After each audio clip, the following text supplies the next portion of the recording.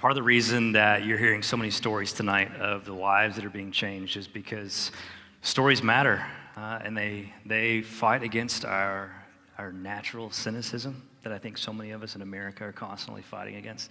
Even watching that video, I'm reminded of words, some of my favorite words from Walt Disney. Disney said that's what storytellers do. They restore order with imagination and instill hope again and again and again. And I love that idea of restoring order with imagination, because if you think about it, when things are broken, the reason they're broken is because some people are so cynical that apathy starts to creep in and they give up on that idea of hope. They can't imagine things being so different. And what I love about ICI is that they're coming along people and where things are very, very broken, who are having a hard time seeing anything beyond what their current situation is. And they help them reimagine what's possible by telling them and offering them a different story and a different narrative. And I think it's so important for all of us, especially those of us sitting in this room, to constantly fight against that cynical nature that thinks, well, that's just the exception, or this stuff isn't really as big as it is. And I think if you would have met me even 3 years ago, and I was sitting where you were sitting, at the end of tonight, I would have been like, oh yeah, it's one of those banquets, right? And at the end, they ask us to support their ministry, and I would have pulled out my checkbook or whatever we did 3 years ago, and I would have written a check, and it would have been the check that I'm supposed to give in that cynical state. And I just want to tell you a quick story about how my life was changed, and hopefully, maybe it'll rescue some of you and just push you outside of that realm of cynicism tonight. 3 years ago, the reason I say that season was so different for me is I was traveling around the world. I was at the top of my career. I had toured all over the world, performed for so many different people, doing crazy stuff on big stages. I had toured in Egypt and seen the pyramids. I'd walked the Great Wall of China. I'd had dinner at the base of the Eiffel Tower while on tour in Europe and seen all the castles in Germany and the UK, and went to Alaska and Hawaii, stood at the edge of the Grand Canyon in Arizona. And what took me to those places was, ironically, magic, things that make people wonder. And when I was a little kid, I got a magic set for Christmas from my grandmother. It's not at all what I wanted for Christmas that year, but that's the gift that she gave me. And I opened up that box and I thought, well, this is dumb. It's a box of magic tricks.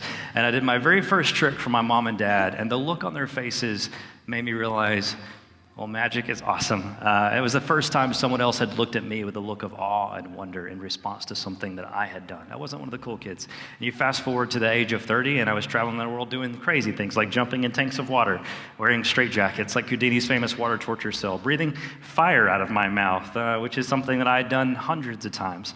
But I'd forgotten why I was done magic. And well, a couple years ago at a 4th of July event, I was doing that exact stunt, and this happened. Those are second-degree burns all over my face after I set my face on fire. And during that accident, I was laying on my couch, healing up. Obviously, I had no shows for a few weeks after that. And I turned over and I looked at this little kid who was now my son. You see, around that same time, this happened. It's a picture of my wife giving birth to my son, Jude. Well, she's not giving birth in that photo, I guess. She had given birth to him right after he was born. And Jude, at the time, he was about 6 months old when I looked over while I was healing up. He looked more like this at the time. Just so you know, this is what Jude looks like, really excited. This is what he looks like taking a selfie. He snapped that one next to a pool in Vegas. A year and a half ago, this happened. That's my daughter, Everly Naraya. And so now this is my whole family back home in Nashville.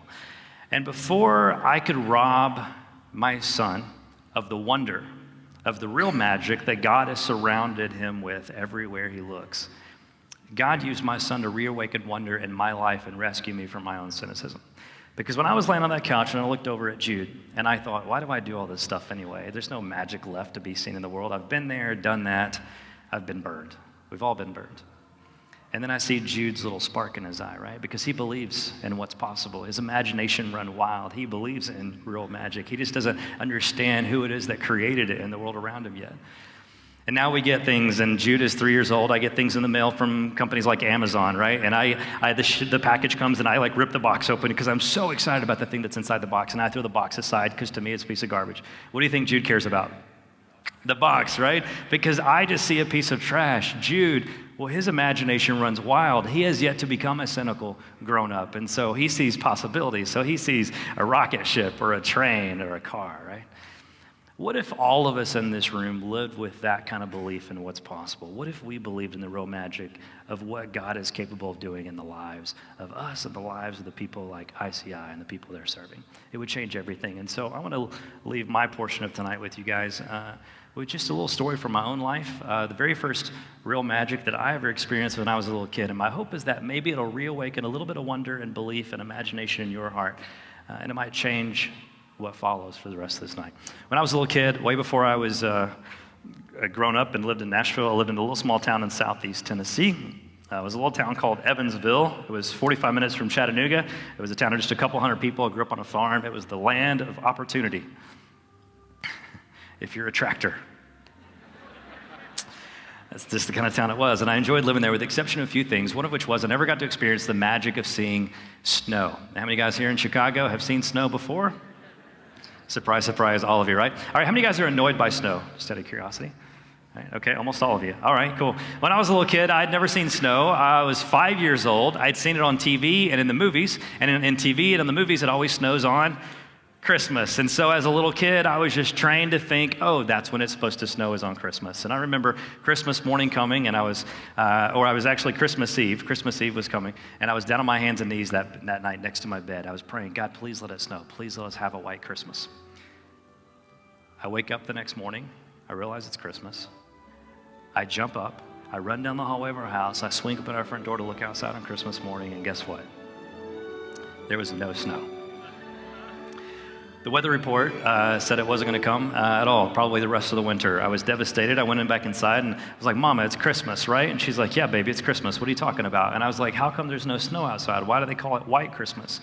And she goes, it's those Christmas movies. Well, you know what? Maybe next year we should go visit Grandma and Grandpa up in St. Louis. My dad was originally from St. Louis. My grandparents usually came down south for Christmas. The next winter, we decided to go visit them in St. Louis, where it snows a lot of Christmases. And I remember getting there on December 21st, 22nd. There was no snow yet. This time, their weather report said it was coming on Christmas Eve. Christmas Eve came. I ran outside. No snow. I didn't give up hope. I did what any kid would have done. Started praying again, right? In the bedroom of my grandmother's house that I was sleeping in, I remember walking over. Instead of next to the bed, I walked over to this window. I kneeled down. I put my elbows up on this little windowsill. I looked up at the stars in the sky. I was praying. The only reason I remember this is there was this creepy bush that looked like a person right outside the window. It always scared me to death. And I remember looking past this bush up at the stars going, God, please let it snow. Please, please, please let us have a white Christmas. And I must have fallen asleep next to the window that night. The next morning, there was a knock on my door. It was my mom, and she said, Harris, wake up.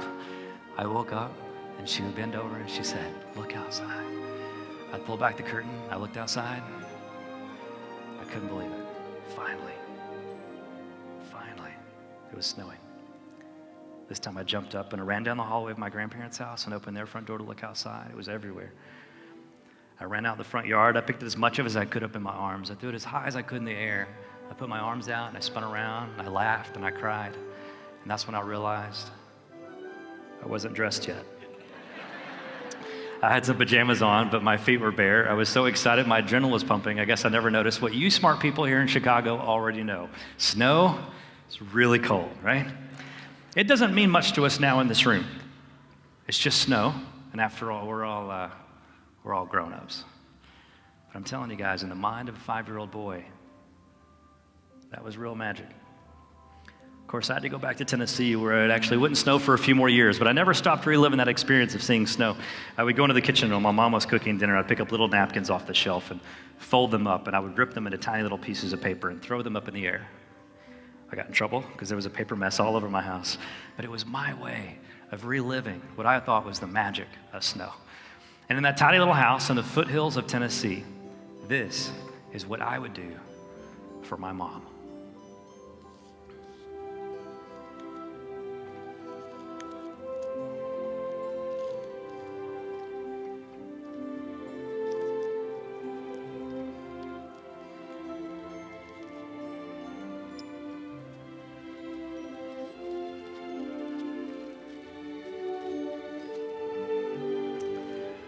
It's about the same response I got out of her.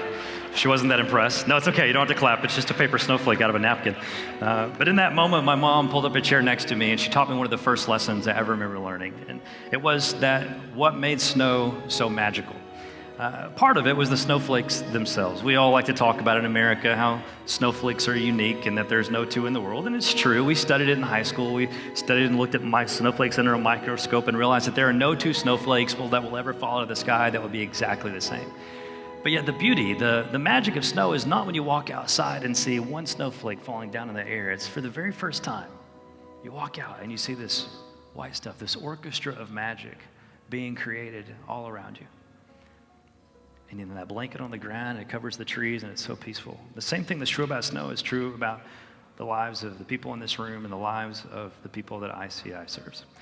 Sure, we're all like snowflakes, but the world tells us we're special because of the way that we look. And sure, no two people in this room look exactly the same. We all have different eye colors and hair colors and skin colors, but the magic in our lives is not found in the way we look and our outward appearance, but the unique purpose and life that God created each of us to give out. And he gave each of us a story and the unique talents and abilities to live that story out. And each of us have a role to play. But the beauty in our lives is not the time that we sit on our couch flipping through television channels. It's not when we sit on our beds and play video games. Or if we're sitting down with our families at dinner and we want to pull out our cell phones because, well, work's so important, you got to just squeeze in those last few messages, right? It's when we come together. It's when we stop being misdirected by all the stuff going on in the world around us. But we remember to believe in the simple things. Real magic that is all around us, and take our time to open up our eyes and see it. When we tear down the walls of separation, celebrate our uniqueness, and work together as a team for God's kingdom, for his glory, I'm telling you, real magic starts to happen. Well, when I was a little kid, I wasn't one of the cool kids. I really realized that real snow was made out of water, and that real snowflakes, they were a lot smaller than this one. Well, because I wasn't one of the cool kids, sometimes I felt very small. But one day, I would discover the truth, and that truth would set me free, that I was unique. And if I took the talents that I've been given and used them to honor and glorify the God who created me, when somebody told me that truth, I was set free to live the life I was created to live out. And if I could do that, if you could do that, if we could partner together and help a whole bunch of kids in inner city Chicago do that, well, if we could do that, real magic might start to happen. And wonder would be reawakened in a whole lot of people.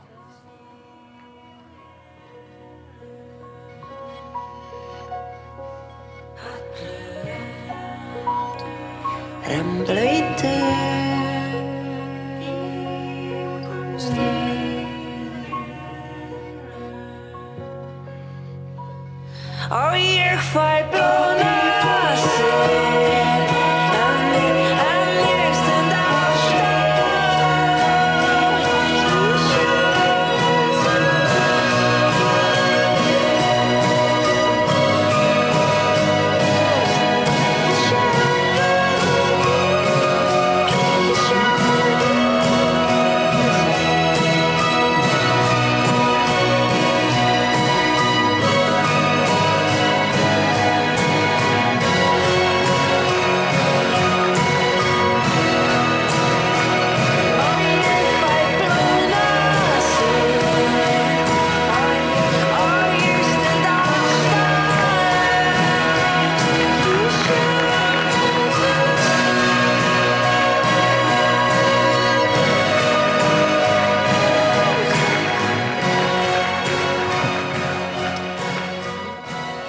I hope that tonight you believe in the magic that's possible.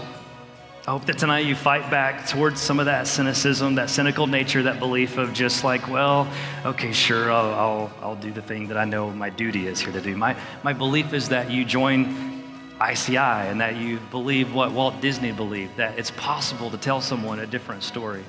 And when they believe that story, order begins to be restored because they can reimagine what's possible.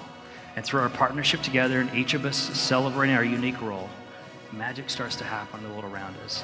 And people are set free to live the life that they were created to live out. And many, many, many more hundreds of lives are being changed. Would you please help me welcome to the stage Carlos. Everybody welcome Carlos to help us close out everything.